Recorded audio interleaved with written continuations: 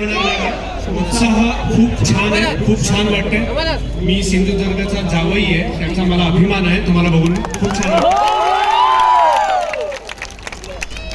राणे घराण्याशी जो माझा संबंध आहे तो मी या चित्रपट क्षेत्रात आल्यानंतर ज्या पद्धतीने या फॅमिलीने आम्हाला नेहमी मदत केली आहे, जी दुनियादारी तुम्ही बघितली, त्यातला जे कॉलेज आहे ते इतकं महाग होतं, पण साहेबांच्या आदेशामुळे त्याचं किंमत कमी झाली आणि तिथे